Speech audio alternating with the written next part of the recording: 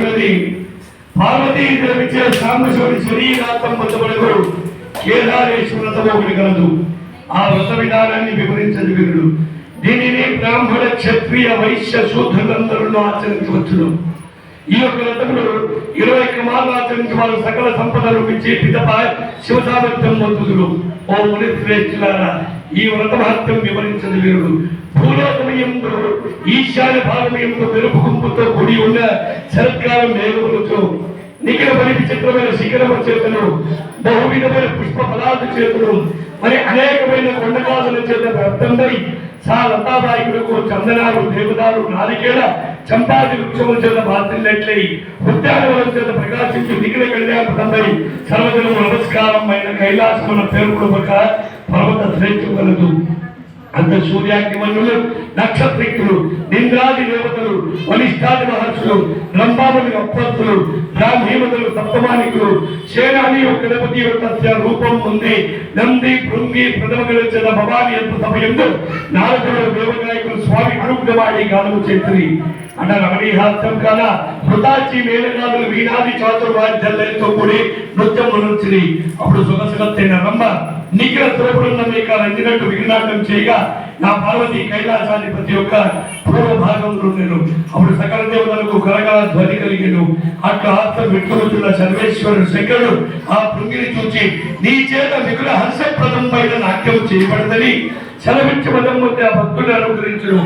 ఆ భృంగినికి శివానుగ్రహం కలగడం చేత అతను ప్రీతుడే సకల విపులకు గౌరవంపబడి సమాప్త చిత్తంతో వినయంతో కూడి ఆ పార్వతీదేవిని వదిలి ఈశ్వరునికి మాత్రం ప్రదక్షిణం ఆచరించి అప్పుడు పార్వతి చిరులోతో కూడింది. తన ప్రత్యేక పరమేశ్వరుడు వీక్షించి, ఓ స్వామి, ఈ భృంగిడిచి నన్ను విడిచి నీకు మాత్రం ప్రదక్షిణం ఆచరించడానికి కారణమేమి? విను వేడుక ఉన్నది హరతిగా ప్రియులారా, ఆ వివరములు చెప్పదు వినుడు. పరమాత్మ విధులకు యోగులకు నీ ప్రయోజనం లేవని చేసి నాకే నమస్కరించను చెప్పుడు. పార్వతి చిరులోతో కూడింది. తన ప్రతి ఒక్క శక్తిని ఆకర్షించను.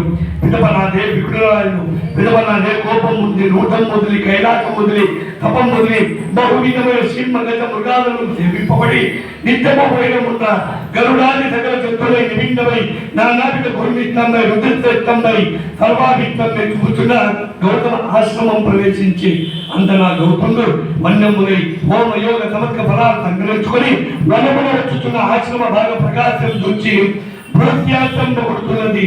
శోభిల్లుచున్నంత స్కారం చెందించుతూ తామల రేపుల కన్నుల కలిగి అలంకృతురాలని దేవిని చూచి పూజురాలేవో భగవతి నీవిచ్చుడుకు తెచ్చుడుకు కారణమేమి అడగగా దేవి తన జటాధారానికి విచారకాలం వచ్చి నమస్కరించి, ఓయి మునీశ్వర, ఏ వ్రతము యోగికి సమ్మతమైనది? ఏ ప్రతిష్టాంగము చేత శంకర దేహాత్మలకు ఘటించు అటువంటి వ్రతం ఉపదేశించమనగా మహర్షి సకల శాస్త్ర పురాలోకం ఆచరించి ఈప్సినాథం శ్రీమతి కేదారనామం ఉత్తమ వ్రతం ఆచరించమని చెప్పిను.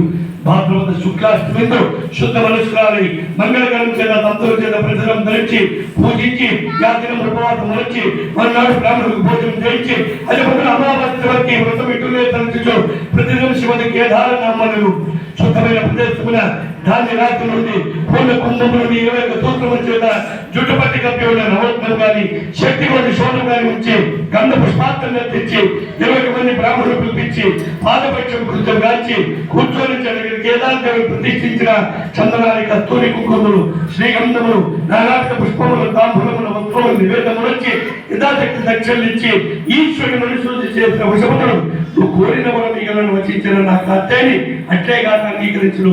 అతను దేవుగుణంతో తన జని శరీరాంతం ఇవ్వగలని లోకానుగ్రహం చేయగలిచి తన ప్రజల పరమేశ్వరుని భక్తి శ్రద్ధలతో వ్రతమాచరించి వారికి సకలాభిషుకులకు అట్లే కాక అంగీకరించిన శివుడు సురసంగముతో కూడినతడా నర్మహితుడైన మరికొంత కాలంలో శివభక్తుడు, చిత్రాంగుడు, గద్దరుడు, నందికేతన్ వల్ల నా ప్రత్యక్షనాయకులు పెరిగి మనుష్యులోకం నిచ్చగల వాడి ఉజ్జయిని పట్టం పేరుచున్న వజ్రదండ రాజులు ఆ వ్రతం ఉపదేశించరు. అతడు కల్పోక్త ప్రకారంగా ఆచరించి సార్వభౌముడైన మరికొంత కాలంలో పట్టణంలో వైశ్యులకు పుణ్యవంతులు, భాగ్యవంతులు కుమార్తెలు కలిగి వారి ఇరువురు తండ్రి వద్దకు పోయి కేదారవ్రతం ఆచరించు ఆజ్ఞవశగా అమ్మా నేను మిగులు దరిద్రుడిని మీరు తరంపవారు, ఓ తండ్రి అనుగ్రహీకు మీ అనుగ్రహకు పరమధర్మాన్ని వటవృక్షములు కూర్చొని ప్రజలం గట్ట వారి భక్తికి మెచ్చి ఈశ్వరుడు అనే సమాధించు అన్నవారు చక్కగా ఆచరించిన మహాదేవుడు మీటున్నాయి ఎక్కడో ఆయురారోగ్యం ఐశ్వర్యం ఇచ్చి అంతరాత్ముడైను నా వ్రతమహత్వం వలన ఉజ్జయిన పట్టం యువరాజు పుణ్యవతుని కనుకను చోళభూపారాజుడు భాగ్యవతుని కనుకను పాలిగ్రహం పడుతుంది అందువలన వైశ్యుడు ధనవృద్ధి కలిగి సామ్రాజ్య సంపదలతో పుత్రులతో మంది సుఖంగా ఉండేరు. అందులో రెండవది ఏంటనేది భాగ్యవతి అనేది ఐశ్వర్య మతమోహితురాలి కొంతకాలం నా వ్రతం విడిచుడు అందుచేత పెన్మిటి చేత వెళ్ళగొట్టబడి అడవిలో తిరిగి సంచారక్యులకు బోయవాడిని ఇచ్చారు. అతను పుత్రుని చూసి నాయన నా అక్కయ్యకు పుణ్యవతిని ఉజ్జయిని రాజు వివాహమడి గారు మీరు వచ్చి పోయి మన సంగతి ఈ వ్రతం ఆచరించుకో ధనం తీసుకొని శీఘ్రంగా రమ్ము.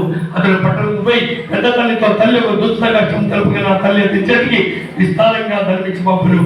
అతను ధనం తీసుకొచ్చి మార్గంగా నత్రస్త రూపుడిన దేవుని వల్ల ఆ ధనమును అపహరింపబడను. మళ్ళీ వృత్తాంతం వినిపించను. మరికొంత ధనము సంగ్రహించుకొచ్చును.